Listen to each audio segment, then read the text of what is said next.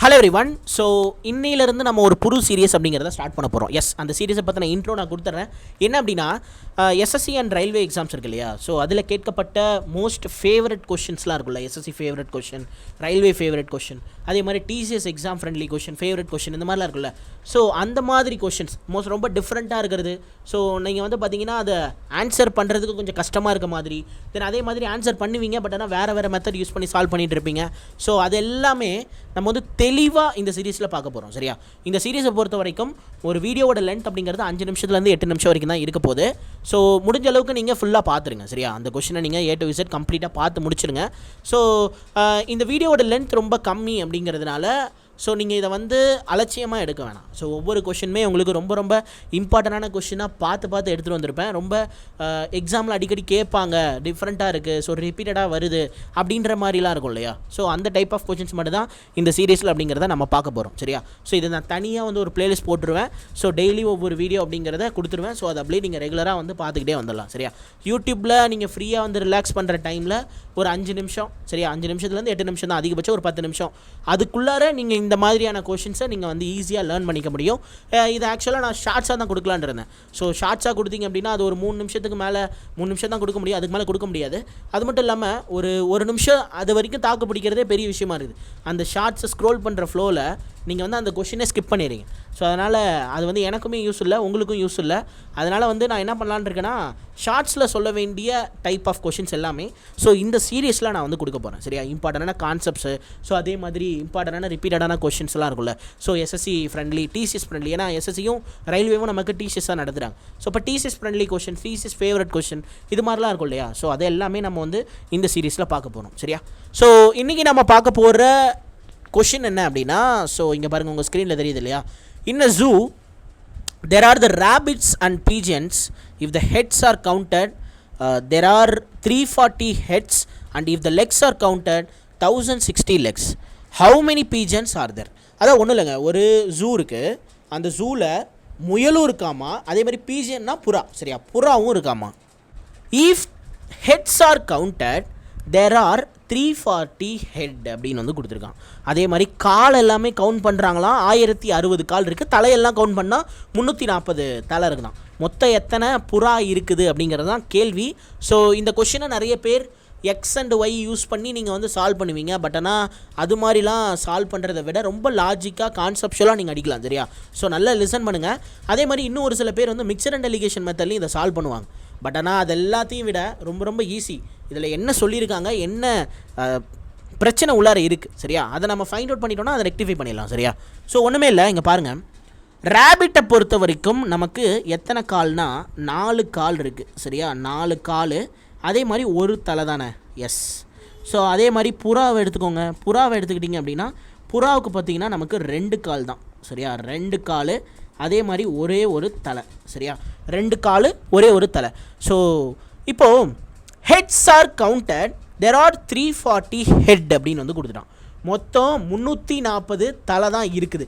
ஆனால் இங்கே பிரச்சனை என்னென்னா, புறாவுக்கும் 2 கால், முயலுக்கும் 2 கால் இருந்ததுன்னா 1060 நம்ம 2ஆல் வகுத்து மொத்தம் எத்தனை அப்படிங்கிறத ஈஸியாக கண்டுபிடிச்சலாம். ஆனால் இங்கே என்ன சொல்லிட்டாங்கன்னா, ரேபிட்டுக்கு 4 கால் இருக்குது. சரியா? ஸோ ரேபிட்டுக்கு 4 கால் இருக்குது, புறாவுக்கு 2 கால் தான் இருக்குது. ஆனால் மொத்தம் 1060 கால் இருக்குது அப்படின்னு வந்து கொடுத்துட்டான். ஸோ அப்போ புறாவுக்கு எத்தனை கால், ரேபிட்டுக்கு எத்தனை காலுன்றதை நம்ம பிரிக்கிறதுல ஒரு பிரச்சனை இருக்குது. ஸோ அதை நம்ம ஹேண்டில் பண்ணுறது தான் இந்த கொஷினோட வேலையே. ஸோ இப்போ 340 ஹெட் இருக்குதுன்னு சொல்லிட்டாங்க இல்லையா? ஸோ மொத்தம் எத்தனை ஹெட் இருக்குது? 340 ஹெட் இருக்குது. ஸோ அப்போது 340 ஹெட் இருக்குது. ஸோ நான் என்ன பண்ணுறேன், ரேபிட்டுக்கு 4 கால் இருக்குல்ல, அதில் 2 காலை விட்டுறேன். சரியா? 2 கால் மட்டும் எடுத்துக்கிறேன். புறாவுக்கு 2 கால்.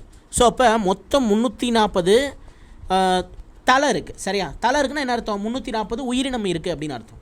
இப்போது நான் வந்து புறா, முயல் அப்படின்னு நான் தனியாக பிரிக்கலை. சரியா? ரேபிட்டு, பீஜன்லாம் நான் பிரிக்கலை. ஸோ 2 கால் தான் இருக்குன்னு எடுத்துக்கிறேன். அப்போ 340 தலை இருக்கக்கூடிய உயிரினங்களுக்கு 2 கால் அப்படின்னா மொத்தம் எத்தனை கால் வருது? 680 கால் வருது.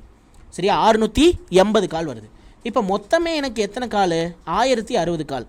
அதில் 680 கால் போணுச்சுன்னா மீதி எவ்வளோ? எனக்கு 380 கால் இருக்குமா? எஸ். இந்த 380 கால் மிச்சம் இருக்குது.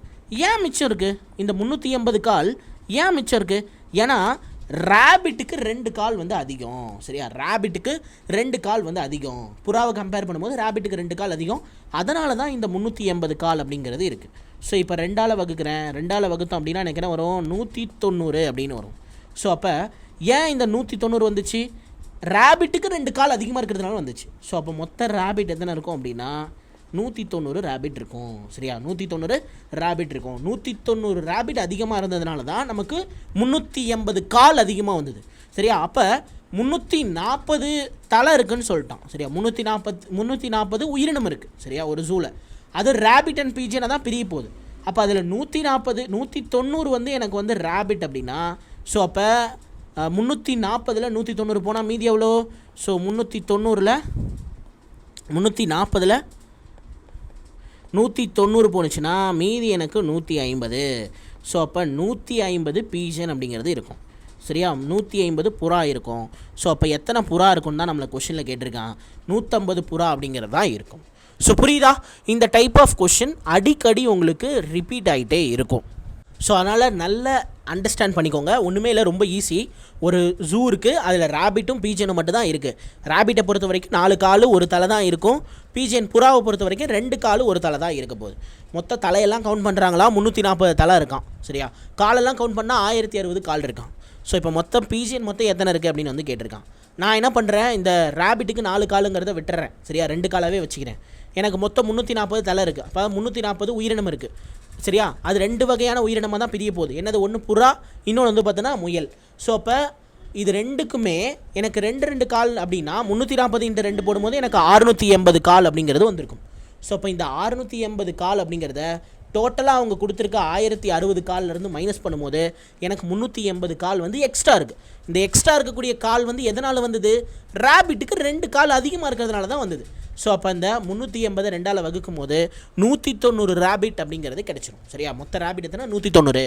அப்போ இந்த 190 ரேபிட்டும் 2 கால், சரியா, 190 ரேபிட்டுக்கும் 2 கால் அதிகமாக இருக்கிறதுனால தான் நமக்கு வந்து 380 அப்படிங்கிறது டோட்டல் காலில் இருந்து அதிகமாக இருக்குது. அதனால தான் 1060 காலுக்கு போயிடுச்சு. சரியா, ஸோ அப்போ 190 ரேபிட் இருக்குன்னா நமக்கு தேவை புறா மொத்தமாக 340 தலை அப்படிங்கிறது எதில் இருக்குது, இந்த ஜூவில் இருக்குது. ஸோ அப்போ 190 ரேபிட் போயிடுச்சுன்னா மீதி நமக்கு 150 புறா அப்படிங்கிறது இருக்கும். ஸோ புரிஞ்சிருக்கும்னு நினைக்கிறேன். ஸோ இந்த கொஷின் வந்து உங்களுக்கு நல்லா அண்டர்ஸ்டாண்ட் ஆகியிருந்தது அப்படின்னா ஸோ நம்ம வீடியோக்கு ஒரு லைக் பண்ணிவிட்டு, சரியா, நம்ம சேனலை சப்ஸ்கிரைப் பண்ணி வச்சுக்கோங்க. ஸோ அதே மாதிரி உங்கள் ஃப்ரெண்ட்ஸ் அண்ட் ஃபேமிலிக்கு ஷேர் பண்ணுங்கள். தேங்க்யூ.